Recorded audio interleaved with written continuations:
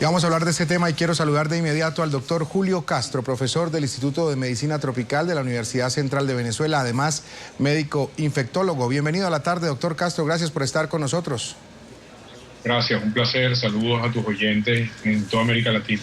Lo primero es preguntarle lo que se está preguntando precisamente la Organización Mundial de la Salud y trata de establecer en este momento. ¿Estaríamos hablando de una amenaza mundial en este tema, en este momento y con el tema del ébola? Ciertamente es un virus extremadamente peligroso con una mortalidad que ronda 80-90% en todos los casos que ha habido desde el año 50. Pero el riesgo de transmisión a otros países es relativamente bajo. Es tan severa la enfermedad y aparece tan rápido la situación deteriorada de los pacientes que es bastante complejo que un paciente muy enfermo pueda volar en un vuelo comercial y tener contacto con mucha gente, al menos con esta variedad de virus que estamos viendo en este momento. Sí, ha habido otras variedades.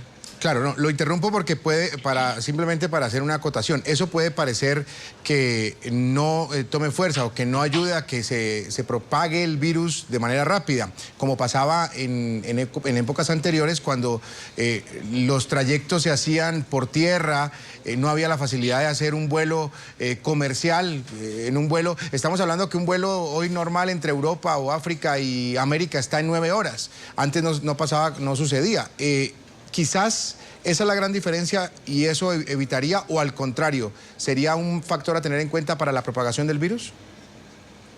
Sí, es un factor que favorece la propagación del virus, la frecuencia y la rapidez de los vuelos transoceánicos en esta época, pero hasta el momento la mayoría de los casos que hay en la costa occidental de África han sido en pequeños grupos de poblaciones semirurales, no son en grandes ciudades, y la mortalidad es tan alta y es tan rápida que dificulta la propagación extrema. Es algo sobre lo cual hay que tener mucha vigilancia, pero que se piensa que el potencial de propagación mundial debería ser relativamente bajo. Claro, ahora cuando estamos hablando de riesgo, de amenaza mundial, ¿cuál es el factor a tener en cuenta para catalogarlo ya como una pandemia o ya una amenaza latente para toda la humanidad?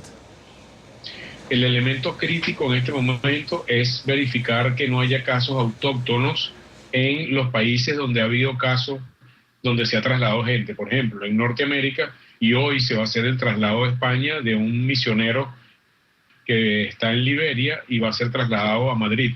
Entonces, al no ver casos secundarios de eso en las próximas 2 semanas, probablemente ya se aborta la transmisión de esa enfermedad en estos países. En el caso de que se genere una brecha y si haya casos secundarios, ya estamos hablando de una situación de muchísimo mayor riesgo con potencial de pandemia en esos países. Que estén 2 casos del ébola en este momento en Estados Unidos, ¿sería un riesgo para la población estadounidense? En este momento no, están en sitios de máxima seguridad con la mayoría de las normas de bioseguridad posibles en el mundo conocidas. Son centros de mucha experiencia y luciría como muy improbable que hubieran casos autóctonos que no estuvieran en relación con personal de salud, por ejemplo. O sea, el mayor riesgo en este momento lo tienen las personas que atienden a esos pacientes y sobre ellos hay una vigilancia muy cercana. Parecería poco probable que población general se contaminara. Las informaciones del día de hoy daban cuenta que estas 2 personas estaban siendo tratadas con un suero experimental, es lo que he leído a lo largo del día. Y dice que ese suero experimental había sido únicamente probado en animales, se ha hecho el experimento, valga la redundancia, con ellos y al parecer han sido buenos los resultados. ¿Usted conoce algo al respecto?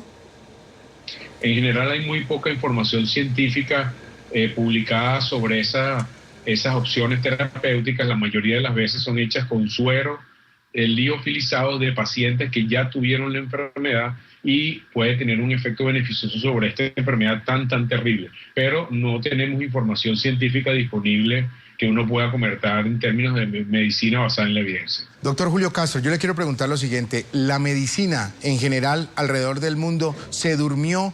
Porque esto es una enfermedad de 40 años. Creo que lo que he podido establecer o leer es que es una enfermedad que lleva 40 años. Es decir, los científicos se durmieron y se confiaron, no investigaron, no previeron que podía presentarse un nuevo brote y estamos pagando esas consecuencias.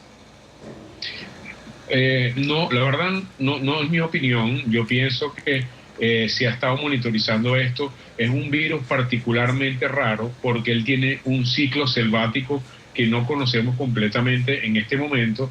Se ha producido en brontes de relativamente pequeño tamaño, todos en África, donde las posibilidades de investigación son complejas y el periodo entre el cual empieza la epidemia y se acaba, en general, ha sido bastante corto.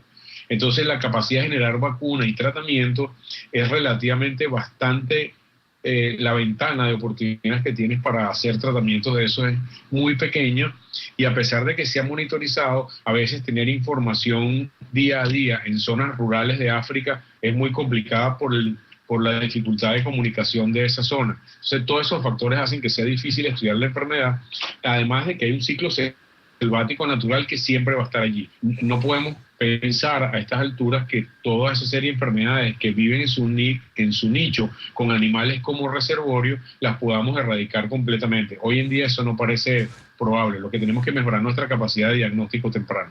Muy bien, le agradecemos al doctor Julio Castro, profesor del Instituto de Medicina Tropical de la Universidad Central de Venezuela, además médico infectólogo, por habernos acompañado aquí en la tarde de NTN 24. Muchas gracias, doctor, muy amable. Salud a ustedes y a Idaño. Un placer. Muy bien.